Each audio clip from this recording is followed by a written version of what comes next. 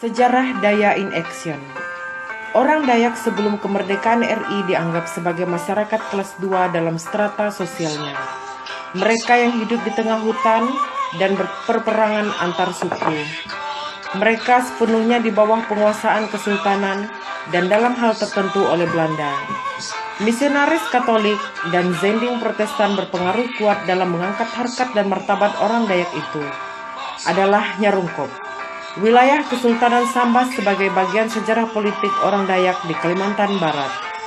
Persekolahan yang didirikan misionaris Katolik pada tahun 1905 ini nyata-nyata telah mencerdaskan orang Dayak melalui pendidikan.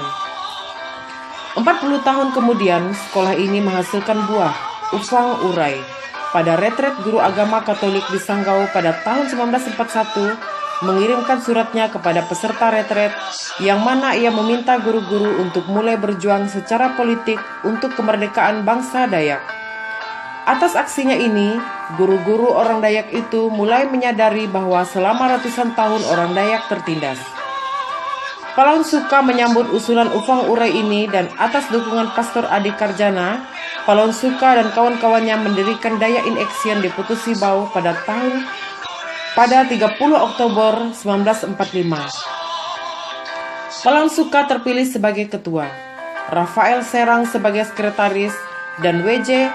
Pilang sebagai bendahara, serta W.F.H. Abu dan Petrus Buga sebagai pembantu. Organisasi ini dilengkapi dengan 7 komisaris yang dipimpin oleh T.A. Apuk, M.R. Rudin, Yusuf Stor, L.C. Sami, J.P. Telajan, SP Buga, dan P. Ransa. Daya in Action membentuk cabang-cabang di berbagai daerah dan berupaya mempersatukan orang Dayak yang beragam suku dan bahasa itu. Hasilnya adalah muncul kesadaran bersama untuk maju dan berkembang melalui pendidikan, ekonomi, dan politik. Pada rapat pengurus Daya in Action Desember tahun 1946, untuk alasan strategis, Daya in Action kemudian diubah menjadi partai politik yang bernama Partai Persatuan Dayak atau PD. Persatuan Dayak kemudian dipindahkan ke Pontianak dan dibentuklah Dewan Pimpinan Pusat. J.V. Upangurai kemudian terpilih sebagai ketua umum DPP partai ini. Hal ini karena pada saat itu Upangurai sebagai kepala kantor urusan Dayak Keresidenan Kalimantan Barat.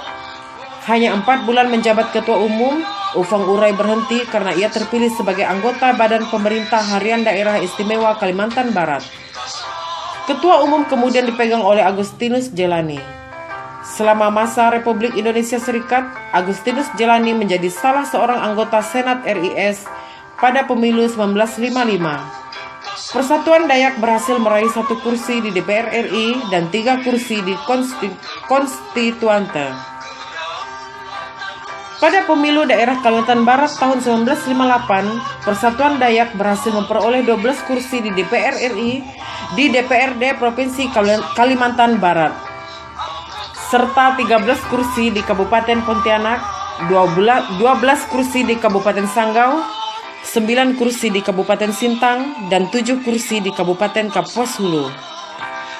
Dengan kemenangan ini, pada pemilihan Gubernur Kalimantan Barat, Persatuan Dayak berhasil memenangkan Ufang Urai sebagai Gubernur Kalimantan Barat, Agustinus Jelani sebagai Bupati Pontianak, MT Jaman sebagai Bupati Sanggau, JP Jaung sebagai Bupati Sintang, dan JR Giling sebagai Bupati Kapuas Hulu. Dalam aktivitas politiknya melalui Yayasan Mandau Perisai, Persatuan Dayak kemudian mendirikan banyak sekolah, koperasi, dan asrama pelajar di Pontianak.